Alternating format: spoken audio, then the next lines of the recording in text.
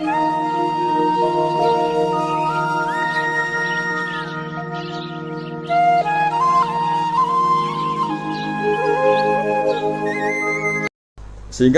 di dunia kiai itu ya meskipun saya akrab bupati, akrab mungkin wakil gubernur, saya itu ya jarang ketemu. Karena kalau orang Jawa bawaannya ketemu ya makan-makan, guyon-guyon. Nak keterusan ras mlebu swarga. Makanya saya pastikan Pak Yusuf Mansur kesini tidak akan saya jamin, biar aja, biar jatahnya masih. Jadi ini bukan karena saya bakhil, biar jatahnya masih. Medit menyelamatkan. Ya, jadi itu ilmunya kiai. Al-Fatihah. Bismillahirrahmanirrahim.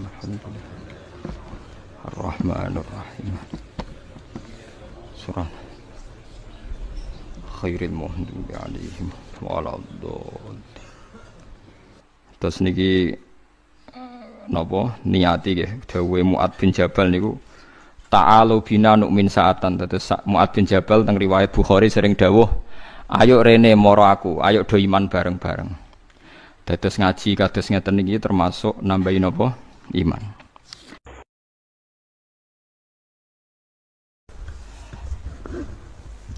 Assalamualaikum warahmatullahi wabarakatuh. Alhamdulillahirabbil alamin wassalatu wassalamu ala asyrofil mursalin sayyidina Maulana Muhammadin wa ala alihi washabihi ajmain. Nama ba'du. Para kiai, para ulama, para teman-teman yang hadir di sini yang saya hormati. Di sini ada Kiai Haji Mas Duki, ada Bapak Yusuf Mansur, ada Kiai yang Bupati juga, Bapak Hafid. Yang saya hormati Direktur PKN STEN, juga Ketua Penasihat Takliman, Dr. Dawud Arif Khan. Saya hormati teman-teman. Karena dari awal ini ngaji untuk seneng ya, untuk farhah itu seneng. Tidak tahu saya bacanya Farhatul Aidin wa Falahul Faizin ya, Pak Ketua, Pak Tamam. Saya cerita sedikit tentang seneng ya, al-farah ya. Dalam Islam seneng itu sudah ibadah. Jadi di antara ibadah terbaik manusia itu seneng. Jadi kalau analoginya kita dikasih rumah teman atau mertua atau guru atau siapa saja, hal paling menjengkelkan itu ya sudah dapat gratisan gerutu itu gremeng. Nah ini kita sudah pakai buminya Allah itu gratis, pakai airnya ya gratis, pakai oksigen ya gratis, kok masih gerutu, itu sudah jadi hamba yang nggak bener itu. Jadi bayangkan kalau kita pakai oksigen bayar, pakai buminya bayar, pakai airnya bayar semua, kayaknya kita tidak mampu membayar, dan kita sama Allah hanya disuruh ikrar, disuruh sujud. Pentingnya ilmu satu, bahwa itu akan menjadikan satu perilaku. Misalnya begini ya, dulu itu kiai-kiai Jawa zaman dulu itu berpatokan, karena dulu pemerintahan Hindia Belanda, seorang lagi masih pemerintahan Hindia Belanda, itu dalil yang sering diutarakan itu sebaik-baiknya umara itu yang datang ke ulama, terus sejelek-jeleknya ulama itu yang datang ke umara. Tapi semenjak pemerintahan Indonesia dan kemudian ditandai beberapa tokoh kayak Gus Wahid putra Kiai Hasyim jadi Menteri Agama, ada Gus Wahid putra Kiai Wahab juga jadi Menteri Agama, ada Kiai Fatur Rahman keluarga Mbah Maimun, keluarga Sarang juga pernah jadi Menteri Agama. Kemudian bersamaan dengan itu dibangunlah satu pegangan ilmu. Pegangan ilmu ini penting karena ini yang mengilhami semua orang Islam, terutama ya utamanya ulamanya. Ada seorang ustadz, seorang guru ngaji yang karena melihat rata-rata penguasa itu zalim ya, datang ke Harun Ar-Rasyid. Ini perlu disemak, datang ke Khalifatullah atau Amirul Mukminin Harun Ar-Rasyid. Karena beliau seorang raja, tentu terduga lah, atau ya umumnya atau gimana lah istilahnya, itu ya rata-rata ya agak seenaknya, namanya raja, namanya penguasa. Ini dalam pikiran ustadz itu, tidak mesti dalam fakta. Kemudian si ustadz itu matur, ya Amirul Mukminin, inni nasihun lak famusyaddidun alaika fala tajidanna fi nafsika syai'an. Saya ini mau nasihati Anda, kemudian saya cara nasihati itu keras. Tolong jangan dimasukkan hati. Dia bilang famusyaddidun alaika. Saya nanti kalau nasihati itu keras sekali. Tolong dimaklumi karena ini penting, karena Anda harus dinasihati secara keras. Tapi sebelum nasihat itu diutarakan, kata Harun Ar-Rasyid, karena beliau Bani Abbas dan beliau orang alim, termasuk muridnya Imam Malik. Kata Harun Ar-Rasyid, uskut, kamu diam Ustaz. Inna Allaha ta'ala arsala man huwa khairun minka ila man huwa syarrun minni. Wa ma'adzalika yaqulu Allahu ta'ala faqula lahu qawlan layyinan la'allahu yatadzakkaru aw yakhsha. Jadi ini sekaligus etika dan norma ya bagi semua dai di Indonesia dan semua kita. Wahai Ustadz, kamu diam. Allah Ta'ala itu ngutus orang yang lebih baik ketimbang kamu, yaitu Nabi Musa, ke orang yang lebih jelek ketimbang saya, yaitu ke Fir'aun. Itu saja harus pakai etika, faqula lahu qawlan layyinan. Kamu harus ngomong yang halus. Jadi intinya ini Harun Ar-Rasyid komplain, kamu itu kalau jadi ustadz ngaji kira-kira gitu. Jadi betapa baiknya orang dulu memahami Quran. Jadi Quran itu dibaca, kemudian kita mungkin baca terus jadi cerita, mungkin ada yang baca jadi perilaku, ada yang baca kemudian itu mengilhami, membentuk. Nah kira-kira itulah yang membentuk kiai-kiai alim di NU, di beberapa pesantren maupun orang-orang alim di luar NU. Asal apa ya, ngajinya dan bacanya seperti kita, pasti seperti itu. Karena cara berpikir tadi sudah. Jadi akhirnya si ustadz tadi keluar dan minta maaf, anta a'lamu minni, ternyata engkau lebih alim ketimbang saya. Jadi kalimat famusyaddidun alaika, saya akan keras cara memberi nasihat, itu yang diket, yang dipotong, yang dibatalkan atau yang diralat oleh Khalifatullah Harun Ar-Rasyid. Yaitu dikatakan Inna Allaha ta'ala arsala man huwa khairun minka ila man huwa syarrun minni. Yaitu Allah mengutus orang yang lebih baik ketimbang kamu, yaitu Nabi Musa, ke orang yang lebih jelek ketimbang saya, yaitu Fir'aun. Itu pun harus faqula lahu qawlal layyinan. Cara berdakwah harus dengan kata-kata yang halus, yang lembut, yang indah. Dan dengan kata-kata itu diharapkan la'allahu yatadzakkaru aw yakhsha. Semoga yang didakwai menjadi ingat. Sehingga dengan kemampuan ilmiah seperti ini menjadi pegangan bersama bahwa kita sebagai dai atau sebagai tetangga atau sebagai sama-sama warga Indonesia, bawaan kita memang harus faqula lahu qawlan layyinan la'allahu yatadzakkaru aw yakhsha.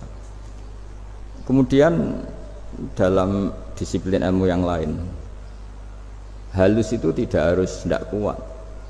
Angin itu ya halus, tapi kalau di manage itu jadi kekuatan yang dahsyat. Begitu juga air dan sebagainya. Sehingga tidak perlu khawatir terus kalau dakwah halus itu tidak punya efek yang signifikan. Tidak juga. Allah Ta'ala itu pengelola angin. Angin itu kekuatannya dahsyat, sehingga Nabi Sulaiman dikasih kekuatan angin dan bisa terbang kemana-mana. Kemudian sekarang jadi teknologi yang banyak memanfaatkan angin, mulai rem, mulai apa saja. Sehingga dari cerita saya ini kemudian terus kiai-kiai itu membentuk dakwah termasuk di ekonomi dengan cara yang rileks. Nah cara rileks itu satu tentu dimulai dengan ilmu. Misalnya begini, saya beri contoh. Ketika ada orang melafadzkan kalimat la ilaha illallah, tiada Tuhan selain Allah. Kemudian kalimat ini mungkin kalau orang NU baca itu rutin ya, karena kiainya kelamaan ya yang ikut sambil tidur ya. Kalau tahlil itu disebut kiai tertentu itu mesti yang belakang wah suwi itu kalau kiai itu lama itu. Nah kiainya juga karena jadi lakon ya kan lebih semangat karena pegang mic. Biasanya gitu di NU itu, kalau khotib mesti semangat karena yang pegang mic, yang dengerin mesti ngantuk karena monoton itu. Karena yang mendengerin sudah tahu pasti nyuruh baik meninggalkan yang jelek, jadi ilmunya sudah disimpulkan dulu. Setiap yang tidur di masjid mesti tak tanya kenapa tidur, ilmunya tidak ada perkembangan, Gus, nyuruh yang baik meninggalkan yang jelek. Tapi kalau ilmunya agak ada perubahan kan dengar semua pasti nyuruh yang jelek meninggalkan yang baik. Karena watak manusia itu agak-agak suka fitnah, itu suka geger. Tapi kalau monoton itu mesti enggak itu. Tapi yang menjadi pegangan kita, saya ulang lagi, itu ilmu dulu. Saya ulang lagi, itu ilmu dulu. Saya berkali-kali menyontohkan Kalau ada orang kafir, orang yang tidak bersyahadat 70 tahun, kemudian dia bersyahadat sekali saja di akhir hayatnya, itu kata Allah, qulil ladzina kafaru iyantahu yughfar lahum ma qad salaf. Katakan ke mereka yang kafir, jika dia mau bersyahadat, itu masa lalunya diampuni semua. Sehingga kedahsyatan kalimat ini luar biasa. Orang yang kafir 70 tahun saja, barokahnya la ilaha illallah ini, dosanya bisa diampuni semua. Nah kemudian karena ilmu ini tidak begitu populer atau kurang dipopulerkan, atau kita sendiri kurang menghayati, sehingga la ilaha illallah itu lebih dianalisis cara lafadz ini, pelafatannya ada sanadnya ndak ya gitu. Terus cara melafatkan bareng-bareng seperti itu ada tumpengan, ini bid'ah enggak ya. Jadi pertanyaannya sudah tidak tentang keramatnya atau sakralnya atau fadilahnya la ilaha illallah, tapi sudah macam-macam. Wiridan cara seperti ini ada hadisnya enggak, legal enggak, terus ada sanadnya enggak. Jadi saya mohon semohon-mohonnya untuk teman-teman yang di Al-Iman itu harus ngaji ya. Ngaji itu nanti kamu tahu cara mandang sebuah ibadah atau perilaku atau apa sajalah tahu. Karena al-ilmu yurisul ahwal, ilmu itu bisa mengilhami cara pandang. Dulu yaitu saya ulang lagi, ketika zaman Hindia Belanda, karena pemerintahnya Hindia Belanda itu ulama-ulama keras sekali, sejelek-jeleknya ulama itu yang datang ke Umaro. Tapi setelah era Mbah Hashim, era sampai Mbah Maimun, itu mereka peduli sama Umaro, sama semuanya sama-sama warga Indonesia yang ingin melihat Indonesia yang lebih baik. Sehingga banyak ya, kakak saya sendiri pernah wakil bupati, terus putra Mbah Maimun wakil gubernur, ini teman saya Kiai Hafid ya bupati. Semenjak itu terus, dan itu nggak lepas dari cara pandang. Ya itu cara pandang diantaranya adalah cerita tentang Nabi Musa yang Allah tetap peduli sama Fir'aun, sehingga tetap didakwai Nabi siapa? Musa. Dan posisi Musa datang bukan memanggil. Ya, cuma kayak sampai sekarang tuh belum pernah ke kantor bupatinya Pak Hafid, karena kadang-kadang orang terus curiga mengajukan proposal, jadi agak repot. Ketemu bupati itu sialnya kiai kan mesti pikirannya orang bupati ini nyangoni, kiai ini disangoni itu terus kayak kita fakir miskin itu. Jadi makanya saya itu belum pernah datang, tapi alhamdulillah karena beliau berambisi menjadi wa khairul umara mayatuna babal ulama. Jadi datang tapi sangat ambisius ingin mengalahkan ulama, karena dia kalau datang statusnya lebih tinggi. Ya tidak apa-apa, ini tawaduk tapi niatnya agak begitu tawaduk. Jadi datang. Makanya saya kemarin Yusuf Mansur pas datang, Pak Ustadz Yusuf Mansur saya datang harus sekali saja, kalau kedua kali ribet. Karena kalau beliau datang dia punya status tawaduk. Lama-lama yang didatangi jadi takabur. Saya jadi yang ahli neraka, dia ahli surga. Saya akan rugi dong. Artinya rugi, gue kehilangan teh, kehilangan kopi, beliau berstatus tawaduk, saya berstatus takabur, kan repot. Makanya saya berharap jangan datang lagi. Karena jadi repot itu, jadi repot kan. Padahal saya kalau disuruh datang ke Jakarta kayaknya ya berat, selain sibuk juga takut ganggu saya. Jadi saya sering ke Jakarta tapi ya tadi jarang ya. Biasanya ngajarkan waktu hanya pas saja, tidak kurang tidak lebih. Biasanya ngajar di pondoknya Pak Kures itu di Baitul Quran ya. Hanya ngajar santri-santri itu.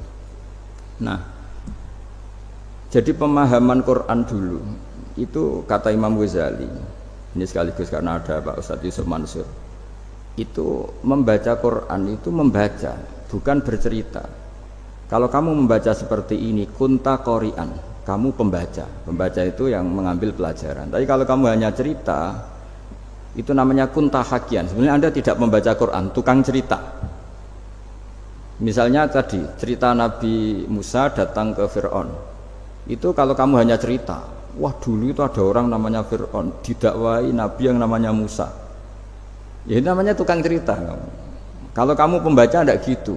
Betapa baiknya Allah, orang sengawur Fir'aun saja inginnya Allah masih ingin diselamatkan dengan mengutus Nabi Musa kekasihnya.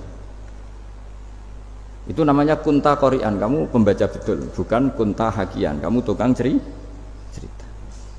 Begitu juga seterusnya tentang Quran, ayat-ayat seterusnya. Sehingga yang diharapkan dari pembacaan Quran itu memang kita sebagai ahli baca, ahli mu'tabir ya, ahli yang ngambil pelajaran, bukan tukang apa? Cerita. Sehingga dulu ketika Sayyidina Umar radhiyallahu anhu ketika membuka Baitul Maqdis atau Baitul Muqaddas dan diajak syukuran, pesta-pesta makan itu, beliau nggak mau. Ketika ditanya kenapa engkau nggak mau, alasannya itu langsung beliau baca Quran. Jadi saya punya sekian contoh, saya ulang lagi, saya punya sekian contoh. Orang-orang dulu dengan Quran itu menyatu, bukan sekedar dihafal tapi menyatu. Sehingga bawaannya itu sudah Qurani, sudah Qurani. Saya beri contoh pertama Rasulullah SAW, nanti Umar kedua. Rasulullah itu pernah nggak makan sampai 3 hari. Terus ditanya oleh sahabat, lalu kekuatan engkau bisa hidup apa? Terus menghentikan al-aswadani, maksudnya itu tamar dan air, hanya makan kurma dan air. Tapi beliau tidak ketemu roti atau nggak ketemu nasi lah kalau orang Indonesia. Ketika hari ketiga dikasih makan oleh sahabat, dipotongkan kambing, kemudian baru makan 3 lukmah. Kira-kira ya 3 asupan nasi, berhenti. Padahal sahabat yang lapar sama dengan Rasulullah itu membayangkan Nabi itu sampai kenyang, sampai apa. Tapi ketika ditanya, seperti ini pun nanti ada hisabnya. Walatus alunna yauma idzin anin naim. Jadi acara makan-makan gini itu nanti ada hisabnya. Nabi nangis. Akhirnya sahabat nggak jadi nerusin makan. Jadi ketakutan orang dulu sama ketika Sayyidina Umar dijak pesta ketika memenangkan Baitul Maqdis itu. Inna wa ta'ala ayyara qauman. Allah itu mengkritik sebuah komunitas kaum karena apa? Adhabtum thayyibatikum fi hayatikum dunya wastamta'tum biha. Kamu adalah orang-orang yang jatah nikmat kamu sudah kamu habiskan di dunia. Adhabtum itu kalian habiskan jatah kenikmatan kamu di dunia. Wastamta'tum biha, kamu di dunia sudah berpuas-puas. Maka jatah Anda sekarang di akhirat habis. Sehingga Sayyidina Umar enggak mau pesta-pesta karena takut jatah nikmatnya habis. Kata beliau terus, astabqi thayyibati, akan saya sisakan sisi-sisi kebaikan saya supaya tidak habis. Corong Jawa itu aja dientek-entekno biar jatahnya masih. Sehingga di dunia kiai itu ya meskipun saya akrab bupati, akrab mungkin wakil gubernur, saya itu ya jarang ketemu. Karena kalau orang Jawa bawaannya ketemu ya makan-makan, guyon-guyon. Nak keterusan ras mlebu swarga. Makanya saya pastikan Pak Yusuf Mansur kesini tidak akan saya jamin, biar aja, biar jatahnya masih. Jadi ini bukan karena saya bakhil, biar jatahnya masih. Medit menyelamatkan. Ya, jadi itu ilmunya kiai. Nah, efek dari ilmu ini dahsyat. Kalau Anda berpikir tentang nasib Anda di akhirat, nanti bawaannya juga tidak akan mudah menyalahkan orang lain, tidak akan menghakimi orang lain karena sibuk dengan dirinya sendiri, tapi tidak dengan makna egois, tapi makna orang baik itu siapa? Orang yang sibuk dengan aib pada dirinya, dengan kekurangan pada dirinya, saking sibuknya mikir aibnya sendiri, tidak sempat mengoreksi aibnya orang lain. Itu awal ilmu. Ilmu itu tidak dimulai dari larangan. Kalau larangan karuan, tidak termasuk ahli surga orang yang suka mengadu domba, tidak termasuk orang baik yang cari kesalahan orang lain. Itu namanya pelarangan. Tapi ilmu itu di atas nahi, di atas pelarangan itu. Kamu punya kesadaran bahwa kamu itu yang penting selamat dulu, jangan memikirkan orang lain. Dengan makna bukan egois, tapi dengan makna supaya tidak menyalahkan orang lain. Nah, saya termasuk ya boleh dikatakan kiai lah, yang paling fanatik bahwa semuanya itu harus dimulai dari ilmu. Ya saya ulang lagi, dimulai dari ilmu. Nah, dari sini kemudian saya berharap Indonesia menjadi damai, menjadi baik. Itu bukan karena kita baik-baik banget ya, tidak mungkin kita ada nabi, tapi karena sudah sibuk dengan memikirkan kesalahan diri sendiri. Sehingga misalnya kita baca Quran, Rabbana dzalamna anfusana, lalu kita langsung ingat betapa hubungan kita dengan Allah itu harus ikrar dulu, merasa dolim dulu, merasa salah dulu. Nah, kalau semua orang merasa salah di depan Allah itu mesti bawaannya enggak mudah menyalahkan orang lain, karena kita bilang Rabbana dzalamna anfusana. Nah, itulah ilmu-ilmu yang mungkin banyak pembaca Quran tapi hanya baca, atau kalau baca ini tok disebut al-haqi, ahli cerita. Yang dibutuhkan tuh al-qari, pembaca kemudian mu'tabir, kemudian mau beriktibar. Seperti yang dilakukan tadi Harun Ar-Rasyid tadi. Inna wa ta'ala arsala man huwa khairun minka ila man huwa syarrun minni. Wa ma'a dzalika yaqulu wa ta'ala faqula lahu qaulal layyin. Ini kamu tidak usah memaksakan musyaddid keras sama saya, karena Allah Ta'ala telah mengutus orang lebih baik ketimbang kamu, yaitu Nabi Musa, ke orang yang lebih jelek ketimbang saya, yaitu Fir'aun. Itu saja harus beretika. Faqula lahu qawlan layyinan la'allahu yatadzakkaru aw yakhsha. Dan alhamdulillah bawaan kita sebagai orang Timur atau orang Jawa itu kalau mau ngandani orang itu halus sekali. Di antara bentuk kehalusan kata-kata diceritakan di ayat lain. Ketika Nabi Musa ketemu Fir'aun, dawuhnya begini, fakul apa itu yang di juz 30 yang juz di juz 30 ini yang bagian dari, kan tadi hanya fakul lahu qawlan layyinan. Lahu qawlan layyinan itu bentuknya apa? Ya, bentuknya apa? Itu Nabi Musa disuruh ngendikan sama Fir'aun, apakah kamu mau saya nasihati? Fakul halaka ila antazakka. Halaka itu pilihan, hal itu istifham, laka itu otoritatif. Jadi betapa santonya kalimat itu, fakul halaka ila antazakka. Jadi kalau dimaknani model Pak Hafid, model saya ngaji di sarang itu, halaka onoto iku kedue siro, berhak bagi kamu, berhak bagi anda, apakah anda berhak loh mendapat nasihat supaya anda jadi orang yang lebih baik. Halaka ila antazakka. Jadi tidak kalimat perintah, tapi kalimat pilihan. Apa engkau mau saya beri nasihat? Wahdiyaka ila rabbika fatakhsha. Dan saya beritahu kamu tentang Tuhan, dan kemudian kamu menjadi orang yang baik, fatakhsha, orang yang punya khasyah, punya. Jadi kayak apa kalimatnya itu? Napa jenengan kerso? Itu kalau orang Jogja, orang-orang daerah-daerah yang pernah nyuguhi tamu itu kan, ayo makan-makan, itu kan kayak tamunya itu kelaparan. Masa Pak Yusuf Mansur kelaparan? Tidak mungkin kan. Masa Ustadz terkenal kelaparan kan? Tidak mungkin itu. Monggo, nopo jenengan ngersakno. Karena bisa saja tamunya itu tidak kerso, mungkin karena darah tinggi, mungkin karena takut dianggap fakir miskin, macam-macam kan orang enggak.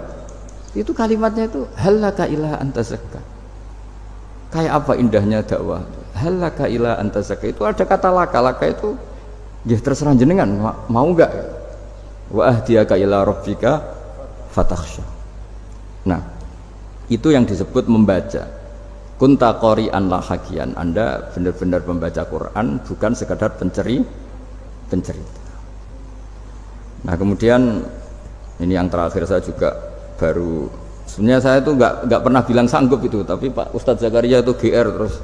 Sampai tadi pagi itu saya belum tahu kalau ada acara ini. Ya karena saya kiai, jadi kalau kiai itu kan ingatnya sama Allah saja, kalau sama manusia itu rontok-rontok lali gitu. Itu bukan memaksa, ya memang lupa. Sejauh mana sih pentingnya manusia kan tidak penting cara ilmu tasawuf itu. Tapi karena ini titipan Rasulullah SAW terus menjadi penting kan. Dititipi umat kayak jenengan itu ya sudah ngaji ngatur kiai ribet itu. Kiai ini biasa ngaji kan, kiainya yang ngatur, santri ini enggak. Pak Yai ngaji tanggal ini jam ini, itu kan mengabaikan semua aktivitas kiai. Padahal jam ini mungkin saya punya jam, mungkin jalan-jalan atau ngaji atau mutolaah atau munajat. Gara-gara Pak Zakaria ini terus Mas Tamam ini yang provokasi. Harus ngaji di jam ini, tema ini. Saya itu kalau ngaji ditentukan tema itu, ini memang saya agak keras di bab ini. Itu kayak ibarat gini loh. Saya ini dokter, kemudian ada orang yang sakitnya itu jantung, terus bilang ke saya, Pak dokter sembuhkan kukul saya. Wong penyakit ekstrimnya itu jantung, kok bila disembuhkan apa? Kukul. Kan gak penting, sembuh tidak sembuh, kukul itu kan gak penting, jerawat itu. Kiai itu tahu kesalahan paling fatal manusia itu akidah. Tapi kadang-kadang mintanya ilmu yang tidak akidah, yang gak penting. Jadi kadang-kadang kiai itu ya digurui betul kalau di Indonesia itu. Misalnya, ini tidak nyindir loh, memang marah betul kalau di bab-bab seperti ini. Tapi ini biar jadi ilmu masif, ilmu yang general.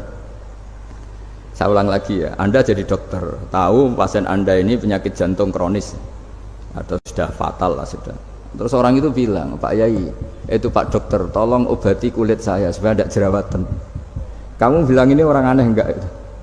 Aneh kan? Nah, kiai juga gitu. Saya sering itu ada orang mau haji gitu, Gus doain saya jadi haji mabrur. Pernah belajar haji Pak? Dereng. Mungkin nggak orang belum belajar nyupir terus kemudian minta didoain, Gus saya mau nyupir doain selamat. Nyupir aja nggak bisa kok minta doa selamat. Harusnya urutannya kan belajar dulu baru minta doa. Tapi kali ini Aliman bener ngajaknya akidah dulu, ahli sunnah kan. Nah itu bener karena akidah itu hal yang prinsip memang harus. Kalau kebetulan nggak bener taruh visi betul. Untungnya kok temanya bener. Jadi saya mohon ke seluruh orang-orang yang mau ngaji ke kiai itu tema itu biar yang milih kiai supaya tahu prioritas yang harus benahin. Jangan tema yang kita yang milih, jangan-jangan tema yang kita pilih itu tidak mendesak atau tidak penting. Ini bukan apa-apa, ini saking ingin baik saya ya, keinginan baik saya supaya dulu zaman sahabat ya gitu. Kalau ada pertanyaan salah sama Nabi dibenerin, cuma Nabi terlalu bijak, cara benerin tuh enak. Kalau saya karena tidak Nabi saja ya agak-agak kasar kan, kalau tidak Nabi tidak wajib bener terus. Yang wajib bener terus itu Nabi. Saya beri contoh ya. Nabi itu ngendikan tentang kiamat. Kiamat itu dahsyat, mengerikan gini-gini. Kalau pikirannya orang kampung itu begini, Nabi ini aneh. Cerita kiamat dahsyat tapi nggak ada tanggalnya, ada tahunnya. Harusnya ada dong biar kita bisa persiapan. Sehingga Nabi disomasi di tengah-tengah khutbah itu, ya Rasulullah mata sa'ah. Nah, karena ini orang Bedui, Nabi nggak dengerin, diulang lagi. Mata sa'ah ya Rasulullah. Ketika Nabi mengabaikan itu ada dua kelompok sahabat, yang satu bilang lam yasma, Nabi tidak dengar sehingga mengabaikan. Yang kedua bilang sami'a wa kariha, Nabi sebenarnya mendengar tapi tidak berkenan. Tapi diulang lagi ketiganya, ya Rasulullah mata sa'ah. Akhirnya Nabi jawab, mau tidak mau, karena kalau enggak ya dia, namanya orang Bedui ngomong terus. Nabi balik tanya, ya karena cara berpikir dia kalau kiamat itu jelas kapannya kan bisa persiapan itu. Paling enggak pas mau kiamat terus pas ngaji Quran apa kan bisa persiapan itu. Akhirnya Nabi balik tanya, ma'atatalaha. Kalau kamu berani tanya kiamat, lalu persiapan kamu apa? Ya terus orang itu bilang masyhur tuh, ma'adatullah kabira sholatin wala siyamin wala kadza wa kadza walakinni uhibbuka. Saya sebenarnya tidak punya persiapan ya Rasulullah, cuma persiapan banyak puasa ya enggak, banyak sholat enggak, tapi saya mencintai engkau. Terus masyhur tuh jadi hadis paling legenda, almar'u ma'aman ahabba, sebagian disebut anta ma'aman ahbabta. Ini kata semua sahabat yang di masjid. Si Bedui ini orang paling dibenci sahabat karena mengganggu Nabi saat khutbah, tapi akhirnya ini menjadi orang paling dicintai sahabat karena barokahnya itu hadis itu keluar secara terbuka, almar'u ma'aman ahabba. Sebagian riwayat yuhsyarul mar'u ma'aman ahabba, nanti orang akan sowan sama Allah bersama orang yang mereka cintai. Itu sahabat-sahabat fama farihu ba'dal Islam farahahum bihadal hadis. Mereka tidak pernah senang setelah masuk Islam sesenang hadis ini, karena kita tidak perlu soleh-soleh banget, cukup nyintai orang apa soleh gitu. Makanya saya sekali bilang itu ya, kadang-kadang saya jadi orang alim itu ya ruginya tadi. Misalnya untuk menjadi orang alim kan harus hafal Quran, ngaji Bukhari, Muslim, Ikhya. Ternyata pengumuman kedua orang nggak bisa apa-apa, gelombang kedua para pecinta, waduh itu kan repot ya. Jadi kita yang jadi orang alim susahnya bukan main, ternyata disaingi pengumuman kedua dan para pecintanya, wah itu kan. Akhirnya ketemu orang-orang nggak jelas tadi itu. Nah itu ya termasuk farah dalam Islam, farhatul aidin. Jadi senang itu di Islam itu ibadah. Ya kul bi fadlillah wa bi rahmati fa bidzalika falyafrahu. Senang itu diperintahkan Allah. Saya itu sering di kamar, kadang itu nyun sewu kayak gatelan itu, apa itu. Ya agak kukur-kukur terus merengut saja malu. Malu saya itu dilihat Allah kok kayak agak ridho itu malu. Ya kayak tadi lah, kamu dikasih rumah gratis, kemudian pas yang ngasih datang kamu kelihatan cemberut, itu yang ngasih kan mangkel. Sudah dikasih gratis masih cemberut. Sama hubungan kita dengan Allah itu semuanya dikasih gratis. Makanya tabassum, senyum itu ibadah. Kita yang nekuni ilmu hadis, betapa hebatnya Nabi ngendikan, kalau kamu tidak bisa ibadah yang berat-berat, cukup ibadah senyum. Kadang ngendikan tol qati wajhin, kamu cukup berwajah yang indah, yang menyenangkan. Tabassum, senyum. Kalau kamu tidak bisa membalas jasanya orang yang ngasih, minimal kamu senyum, lihat minimal kamu kelihatan seneng gitu. Nah, makanya seneng itu sudah ibadah. Dan sekarang orang untuk seneng saja susah, karena bawaannya nuntut orang lain supaya kayak keinginan dia, bawaannya nuntut, ya ribet. Kalau gitu ya ribet. Makanya saya bilang al ilmu yurisul ahwal. Ilmu itu diperkuat. Nanti yurisul ahwal, ilmu itu akan membentuk Anda.